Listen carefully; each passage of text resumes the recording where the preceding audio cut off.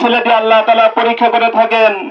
কারো কোনো কিছুই দেয় নাই, গরিব মানুষ তাকে গরিব হালাতে আল্লাহ ভালোবাসেন বলেই তাকে ধন সম্পদ দেয় না, এটা আল্লাহ তাআলা একটা পরীক্ষা। আল্লাহ রাব্বুল আলামিন তার খলিল ইব্রাহিম আলাইহিস সালামকে ৮০ বছর পর একটা পুত্র সন্তান দান করেছিলেন। পুত্র সন্তান হওয়ার পর আল্লাহ তাআলার পক্ষ থেকে হুকুম আসলো, হে আমার বন্ধু, আপনি যান আপনার স্ত্রী সহ বনবাস দিয়ে আসেন। হাজরা সহকে তার পুত্র সন্তানকে, আমরা যখন মক্কা বলি এটা মক্কা ছিল, সেখানে মরুভূমিতে বনবাস দিয়ে আসলেন।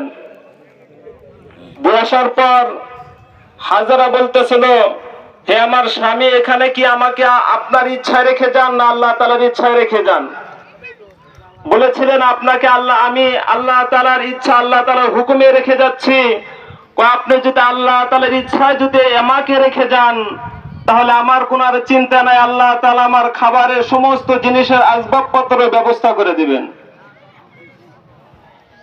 কিছুদিন যাওয়ার পর যা পানি ছিল, খুরমা ছিল, খেজুর ছিল, সব শেষ হয়ে যায়। শেষ হওয়ার পর পানির প্রয়োজন ছিল। একবার হাজেরা সাফার দিকে দৌড়াইতেছিল, মারওয়ার দিকে দৌড়াইতেছিল। এভাবে ৭ বার এদিক সেদিক দৌড়াদৌড়ি করার কারণে জিব্রাইল আলাইহিস সালামকে অর্ডার করলেন, হে আমার জিব্রাইল, যাও আমার বন্ধুর পানির ব্যবস্থা, তার পায়ের নিচ থেকে আঘাত দিয়ে পানি বের করে দাও। হাজেরা দেখে এদিক সেদিক দৌড়াদৌড়ি করার পর সাফা মারওয়ার পরে যখন ছেলের কাছে ফিরে আসলো, দেখে ছেলের পায়ের নিচ দিয়ে পানি বের হইতেছিল। তখন বালু দিয়ে খোয়া দিয়ে এইভাবে একটা কূপের মতো করতেছিল, পানি তাও বের হইতেছিল। বললেন, জমজম জমজম, হে পানি থেমে যাও। পানি হাজেরা বলার সাথে সাথে পানি থেমে গেল। কিছুদিন পরেই ওই এলাকা দিয়ে একটা বণিক দল যাইতেছিল। যাওয়ার পর তারা পানি পিপাসার কারণে পানি খুঁজতেছিল, কিন্তু কিছু পানি আল্লাহ তাআলার পক্ষ থেকে কিছু পাখি ওই পানির উপর দিয়ে এদিক সেদিক ঘোরাঘুরি করতেছিলেন। ওই বণিক দলরা বললেন, ওই পাখি কেন ওখানে ঘোরাফেরা করে? যাও, সেখানে পানির ব্যবস্থা মিলতে পারে,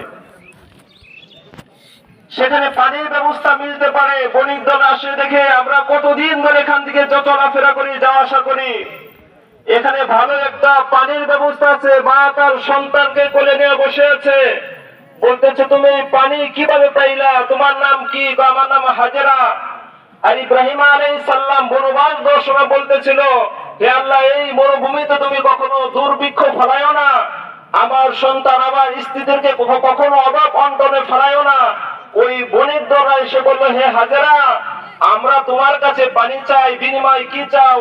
হাজেরা বললেন, এই পানি তো আল্লাহ তাআলা আমাকে দিয়ে দিয়েছেন, তোমরা যদি আমাকে এখান থেকে পানি নিতে চাও, তাহলে আমাকে এখানে কিছু দিতে হবে, আমাকে কিছু দিতে হবে, এটা আল্লাহ তাআলা আমাকে দান করছে।